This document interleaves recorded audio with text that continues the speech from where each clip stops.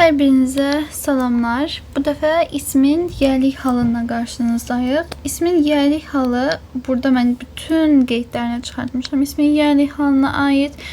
Yəni heç bir sual qalmayacaq. İsmin yiyəlik halına aid sizdə. Mən sizə bunu tövsiyə edərəm ki, dersin izahına baxandan sonra bu ders izahını biraz daha geniş vereceğim. Çünkü yiyəlik hal bildiyim kimi birçok insanda problem yaradan bir bölmədir. Ona göre de birinci olarak ders izahının videosunu atacağım. Daha sonra ise mövzu izahlarının videosunu atacağım yiyəlik halla bağlı. Burada bütün qeydləri çıxartmışam. Ders izahından sonra istəyirsiniz dayandırıb qeydləri özünüzdə götürə bilərsiniz. Ümumiyyətlə yiyəlik hal bildiyimiz kimi Azərbaycan dilində ın üstü 4, yəni ın, in, un, ün deməkdir. İngilis dilində də biz bunu apostrof s, apostrof və s və ofla düzəndirik. Deməli, mən belə izah edəcəm ki, apostrof s-lə düzələnlər hansılardır? Apostrof s-lə düzələnlərin, məsələn, EN artiklı olar, təki cəmi eyni olanlar olar, this-dən sonra tək isim gəlir, onlar apostrof s-lə düzəlir, sonra Mr. Mrs. var, məsələn, apostrof s-lə düzəlir. Yəni, siz də öyrənəndə özünüzü elə kodlaşdırın. Apostrof s-lə düzələnlər hansılardır? Yazdıq. Apostrof, yəni s apostrofla düzələnlər hansılardır? Onları yadınıza saxlayın. Of da çox asandır. Ofun qaydası cansızların yiyəlik halıdır və onun qaydası bu digər qaydalardan daha asandır. Daha çox sözü uzatmadan dərsə keçirəm. Yiyəlik hal bizdə necə düzəlir? Deməli, yiyəlik halın bizdə 3 dənə düzəlmə forması var. Apostrof s, apostrof və ofla. Apostrof s. Apostrof deyəndə s apostrofu nəzərdə tuturam. Çünki bilirəm ki, s apostrof deyə öyrənirsiniz. Amma əslində s apostrof deyə bir şey yoxdur. Necə yoxdur? Çünki dostlar, apostrof s canlı tək isimlərlə işlənir. Sizin s apostrof dediyiniz şey isə canlı cəmlərlə istifadə olunur. Və buradakı s əslində yiyəlik halın s-i deyil. Məsələn, apostrof s-dəki o s-dən deyil. O ismin cəmlənməsindəki biz keçmişdik ya, es və s. O ismin cəmlənməsindəki s-dir. Məsələn, deyirik ki, olsun ki, buradan yazaq. Siz anlayın fərqi nədir. Deyirəm ki, the boy toy. Oğlanın oyuncağı. Burada canlı və tək olduğuna görə apostrof s-dən istifadə etdim, ismə qoşdum, özümdən sonra da isim gətirdim. Bir də deyirəm ki, the boys, daha doğrusu toy. Buradaki apostrof s tamamen ayrı şeydir. Bu yiyəlik halda. Ama buradaki s dostlar, sizin s apostrof dediğiniz əslində ismin s-idir. Yəni ismin cəmidir. Ona görə mən deyirəm ki, apostrof s-lə istifadə olanlar, apostrofla istifadə olunanlar və ofla istifadə olunanlar. Keçirəm apostrof s-lə istifadə olunanlara. Ümumiyyətlə apostrof s-lər canlı tək isimlərlə istifadə olunur. Apostrof canlı cəmlərlə istifadə olunur. Of isə cansızlarla istifadə olunur. Deməli, apostrof s-ilə işlənənlər, EN artiklı ilə işlənənlər yazmışam. Bu birincisi. Gəlin bunu izah edək. EN artiklı ilə işlənənlərdə biz nə demişdik? Demişdik ki, əgər bir isim təkdirsə və sayıla bilirsə, biz onun qarşısına EN artiklı atırıq.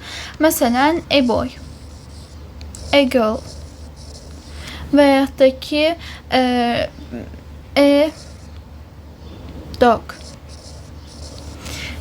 Bunlar sayıla bilən isimlərdir və sayıla bildiklərinə görə qarşılarında EN artiklını tələb edirlər. Çünki EN artiklı təkliyi, vahidliyi bildirir.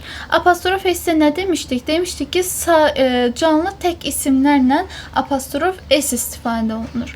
Bunu belə yadınıza saxlayırsınız. Toplu isimlər. Məsələn, biz harda öyrənmişdik toplu isimləri? İsimlərin cəmlənməsi falan bu bölməsində öyrənmişdik və orada demişdik ki, toplu isimləri əzbərləmək lazımdır. Hansı idi? Police, kettle, potter, riches, god, stairs, figures, earnings və s. Bunlar nə idi? Bunlar toplu isimler idi. Toplu isimler sizi çaştırmasın. Onlar ne kadar da toplu olsalar da apostrof s ile düzəlirlər. S apostrofla, yəni apostrofla düzəlmirlər. Burada qeyd eləmişəm. Deməli, yəni artiklı apostrof s-lə istifadə olunur. Toplu isimlər apostrof s-lə istifadə olunur. Təki və cəmi eyni olanları keçmişdi. Hansı ki sheep, deer, swine, grouse, trout, salmon, mince, serious, species. Bunlar da apostrof s ilə istifadə olunur. Apostrofla istifadə olunmur. Həm təkləri, həm də cəmləri. Ondan sonra this, that, plus tək isimlər. Məsələn, this girl belə olur. This girl, that boy. Apostrof s olaraq düzəlirlər. Kökündən cəmlənənlərin təkləri də, cəmləri də apostrof s ilə istifadə olunur. Yəni birdən çaşarsınız, deyirsiniz ki, bu təkdir deyə apostrof s ilə istifadə edim.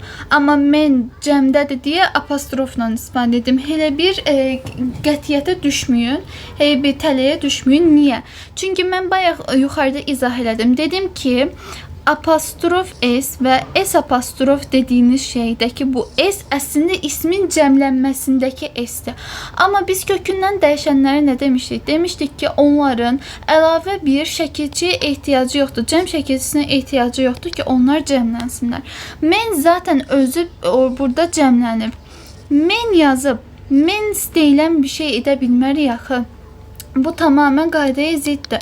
Ona görə əslində kökündən dəyişənlərin təkləri də, cəmləri də apostrof s-lə istifadə olunur. Mr. Mrs. ilə olanlar apostrof s-ə düzəlir. Mr. Mrs. nədir? Miss deməli xanım, Mr. isə bəy deməkdir, cənab mənasındadır. Məsələn, deyirəm ki, Mr. Brown, cənab Brown və yaxud da ki, Mrs. Əliyeva, xanım Əliyeva məsələn. Bunlar apostrof s ilə düzəlir. Today, yesterday və tomorrow apostrof s ilə düzəlir. Yeganə varlıqlar. Yeganə varlıqlar deyəndə biz nəyi nəzərdə tuturuq? Deməli, bu dünya üzərində milyonlarla kitab ola bilər. Bu dünya üzərində milyonlarla məsələn deyək ki, insan ola bilər, qız ola bilər, oğlan ola bilər, pişik ola bilər. Amma bizim bildiyimiz dünyamızda bir dənə ay var, bir dənə günəş var, bir dənə belə deyək də dünya var, bir dənə göy üzü var. Biz bunlara yeganə varlıqlar deyirik və bu yeganə varlıqları apostrof s ilə yiyəlik halına salırıq. Məsələn, deyəndə ki, yeganə varlıqlar siz mənə sayacaqsınız the sun, yəni günəş, the moon, yəni ay, the sky, yəni göy üzü və the earth, yəni dünya, yəni yer kürəsi. Bizim bildiyimiz bunlara yeganə varlıqlar deyirik. Çünki yəni təsəvvür edin, siz bir dənə günəş tanıyırsınız, bir dənə ay tanıyırsınız, bir dənə göy üzü tanıyırsınız və bir dənə dünya tanıyırsınız. Və bunları nə ilə düzəldirsiniz? Yiyəliklərini apostrof s ilə düzəldirsiniz. Ölkə, şəhər adları apostrof s ilə düzəlir. Yəni Azərbaycan apostrof s, culture, Azərbaycanın belə deyək də kulturu və yaxud da ki, ola bilər ki, şəhər adı. Deyirəm ki, Şuşa apostrof s. Məsələn, Şuşanın deyəndə Şuşa apostrof s olaraq onu düzəldirsiniz. Fəsillərdir, aylardır, günlərdir. Bunların hamısı nə ilə düzəlir? Apostrof s ilə düzəlir. İndiki Keçək ikinci məsələyə. Yəlik halını tapmağın ən asan yolu. Çünki dostlar, niyə mən bunu sizə demək istəyirəm? Bir sıra apostroflar ki var. Məsələn, onlar ixtisar ola bilər. Bu ixtisarları da apostrof S-lə verirlər. Və apostrof S-lə verdikdə bəzən uşaqlar tərcümədən çıxarda bilmirlər və s. Yaddan çıxardırlar ki, hansı apostrof S-in yəlik halı da hansı ixtisara düşməli. Ümumiyyətlə, bu yəlik halı tapmağın ən asan yolunu mən sizə deyirəm. Bunu qızıl qaydadır həqiqətən də. Bir yerə yazın, bir yerə qeyd edin. Yəni, ağlınıza həkk edin bunu. Apostrof S-dən sonraki sözün tərcüməsini bilmirsinizsə, digər tərəfdə feil axtarın. Əgər digər tərəfdə feil tapırsınızsa, o zaman apostrof S-dən sonraki isimdir. Burada isim olmasını niyə mən vurğuluyuram? Çünki yəlik hal ismə qoşulur və özündən sonra isə isim tələb edir. Əgər digər tərəfdə feili tapdınızsa, apostrof S-dən sonraki bizim nədir? İsimimizdir. Əgər digər tərəfdə feil tapmırsınızsa, deməli qarşıdakı apostrof S nəymiş? Yəlik hal deyilmiş. O nəymiş? O ixtisar imiş. Apostrof S-dən sonra mütləq isim və ya sifət isim və ya say isim qoşası gəlməlidir. Mən bunları keçən dərs sizə biraz olsun izah eləmişdim. Demişdim ki, dostlar, iki isim yan-yana gələndə ikinci ismə baxırıq. Məsələn, deyirəm ki, beautiful girl. A beautiful girl demişdik də buna. Demişdik ki, buradaki en artikılı nəyə aiddir? İkinci ismə aiddir. Çünki iki isim yan yana gələndə ikinci ismə baxırıq. Yəni, siz ona görə çaşmayın. Deyirsiniz ki, Nailə, və sən bizə demişdin ki, apostrof S isimə qoşulur və özündən sonra isim tələb edir. Axı, apostrof S-dən sonra birinci sifət gəldi, ya birinci say gəldi. Burada başınız qarışmasın. Biz həmişə nə deyirik? Deyirik ki, iki isim yan yana gələndə, üç isim yan yana gələndə fərq eləməz. Biz həmişə nəyə baxırıq? Sondakı ismə. Burada sifət ola bilər, say ola bilər. Amma bunlar nəyindir? İsmə aiddir. İsmə aiddir. Apostrof S də ismə aiddir. Ona görə deyirəm, apostrof S ismə qoşular, yəni yəlik hal ismə qoşular və özündən sonra ya isim gətirər, ya sifət isim qoşalığı gətirər, ya say isim qoşası gətirər. Çünki burada da yazmışam, iki isim yan yana gələndə ikinciyə baxırıq. Oradakı apostrof S ikinci olana, yəni ismə aid olmuş olur, sifətə və yaxud saya deyil. Örnək olaraq, Susan going to sell her drivings. Apostrof S-dən sonra going'e diqqət edin. Buradakı going nəzərdə tuturam. Başqa yerdə feilə baxıram. Görürəm ki, başqa yerdə feil yoxdur və burada diqqətli olun dostlar. To sell-ı deyə bilərsiniz ki, axı satmaqdır. Dostlar, buradakı məkdir. Yəni nədir? Buradakı məstərdir. Mənim feilim deyil. To ilə ümumiyyətlə olanlar, to ilə işlənənlər feil deyil. Yəlik əvəzliklərindən sonra gələnlər feillər deyil. Bunları yadınızdan çıxartmayın. Biz əvəzlik dərsini keçəndə də orada məsələn obyekt əvəzini keçəcək və s. Bu sizə çox yardımcı olacaq. Dedim ki, to ilə məsələn burada gördüyünüz kimi to sell nəymiş? Feil deyilmiş. Və yəlik əvəzliklərindən sonra gələnlər nəymiş? Feillər deyilmişlər. Her burada əvəzlikdir, yəlik əvəzliyidir. Driving isə nədir? İsimdir, şəkilləri deməkdir. Onun her driving deyəndə onun şəkilləri nəzərdə tutulur. İndi gördünüz ki, to sell neymiş? Məstər imiş, feil deyil. Her əvəzlikdir, feil deyil. Driving isimdir, feil deyil. Going'dəki feil deyil. Onda mənim burada başqa bir feilim yoxdur. Deməli, bu qabaqdakı nə imiş əslində? Bu qabaqdakı mənim feilim imiş. Sadəcə ixtisara düşüb. Bunu yadınızdan çıxartmayın.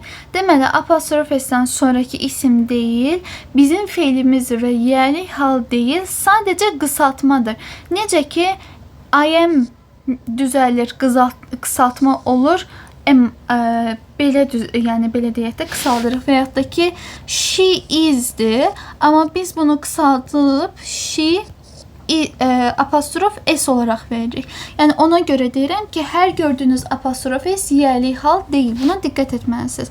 Və bunun ən asan yolu başqa yerdə bir feil axtarırsınız. Going sizin feiliniz değil. To ondan istifadə olunanlar sizin feiliniz değil. Yerlikdən, yerli əvəzliklərindən sonra gələnlər sizin feiliniz değil. Başqa yerdə feil qalmırsa, deməli qarşıdakı sizin feiliniz olması çox böyük bir ehtimaldır. Örnek ikinciye baxıram. Women vermişəm. İsmə qoşmuşam apostrof S və propolis vermişəm. Siz tutalım ki, propolis'in isim olduğunu bilmirsiniz. Burada təzədən feil axtarırsınız.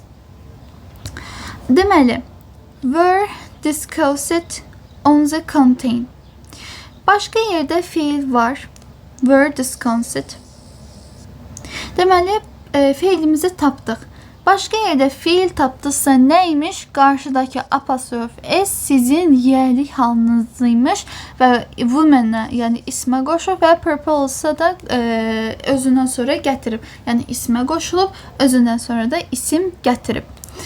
Ümumiyyətlə dediyim kimi apostrof S-in belə deyək də yerli hal olub olmadığını en asan yolu belədir. Başqa yerdə bir feil axtarırsınız. Eğer o feil değilsə, deməli qarşıdakı qısaltma yox, neymiş? Apostrof S-ymiş. İndi gəldik apostrof ilə düzələnlərə, yəni xalq dilində desək, S apostrofu ilə düzələnlərə. Cəmin yerli halı apostrof ilə düzəlir. D artiklı ilə soyadlar apostrof S ilə düzəlirlər. Daha doğrusu S apostrofla düzəlirlər. Üzr istəyirəm. Bir daha deyirəm. D artiklından istifadə olunan soyadlar neymiş?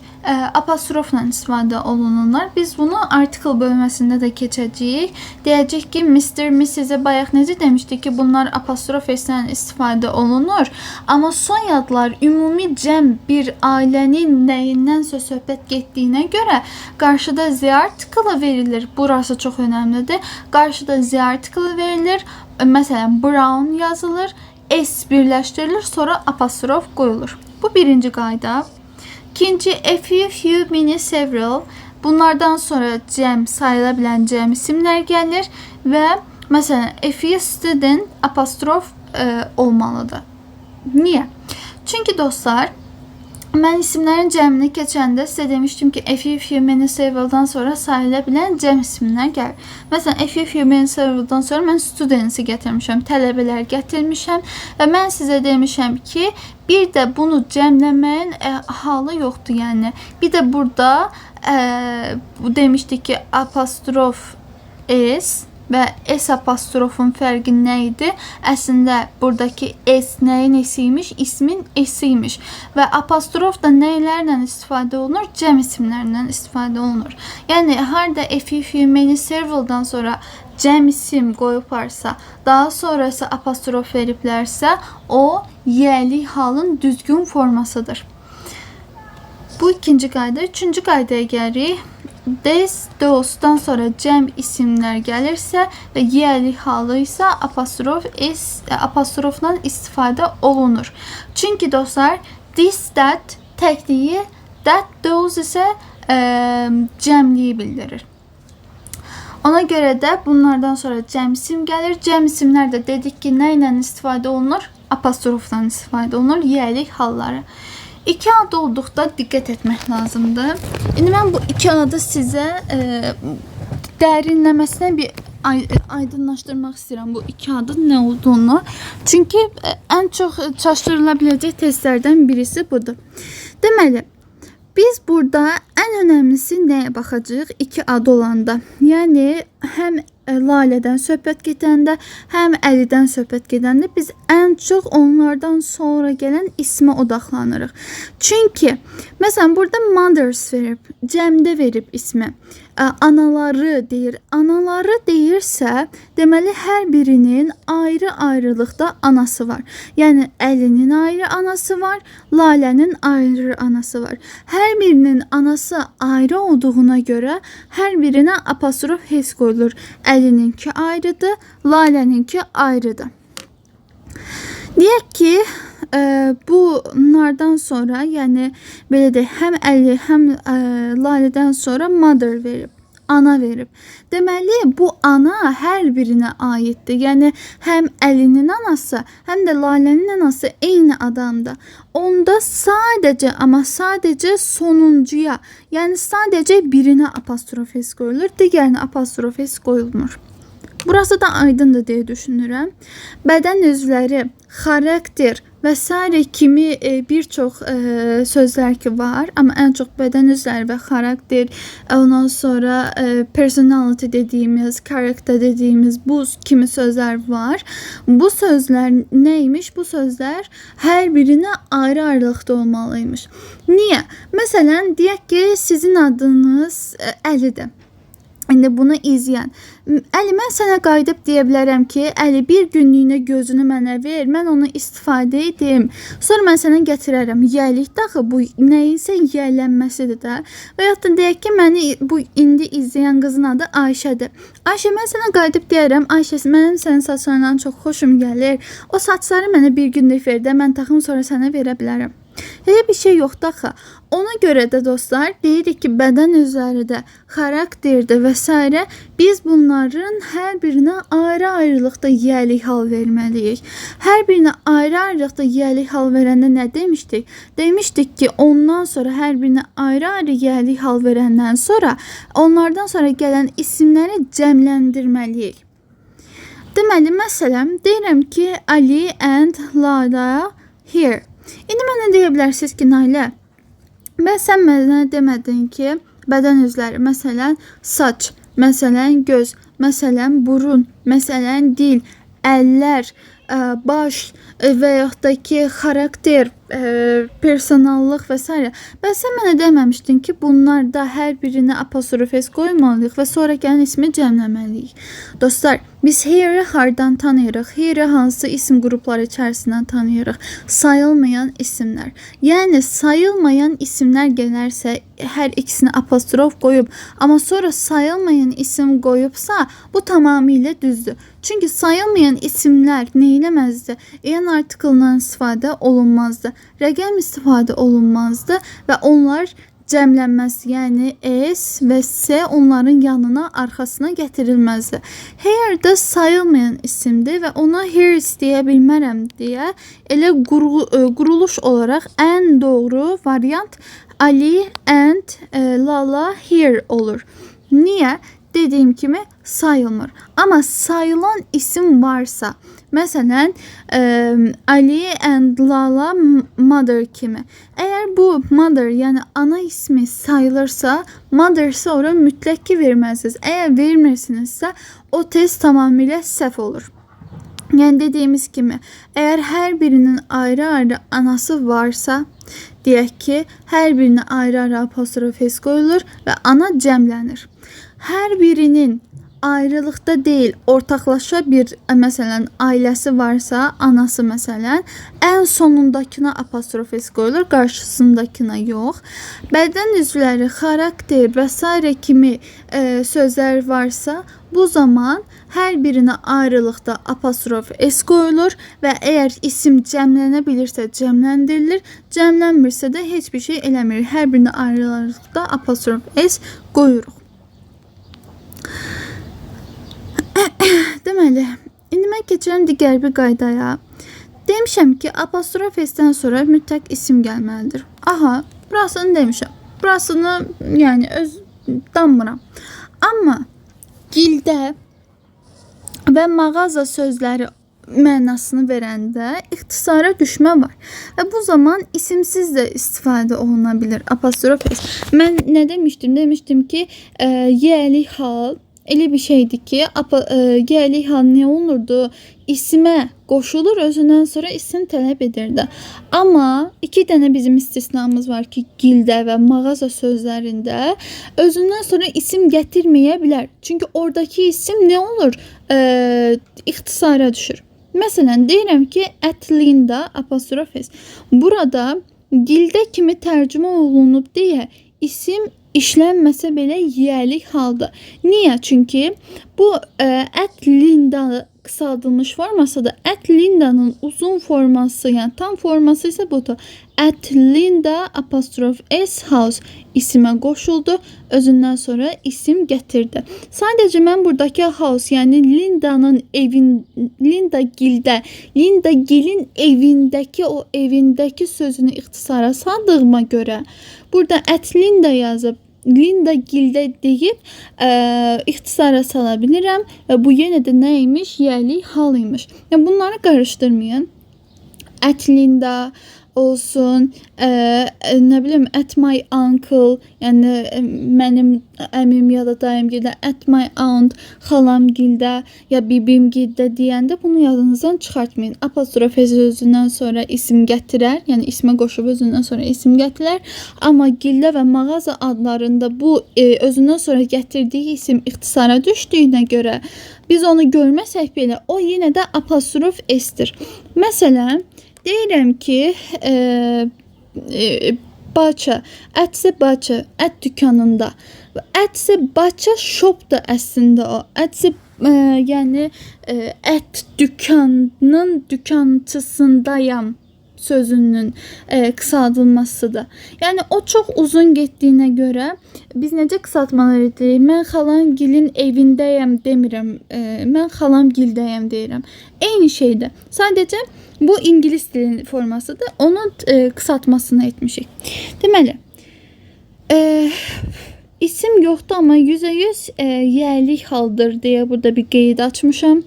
Ətsə Baça, ətsə bakery apostrofes, ətsə chemist apostrofes, ətsə dentist apostrofes, ətsə grocery apostrofes, ətsə green grocery.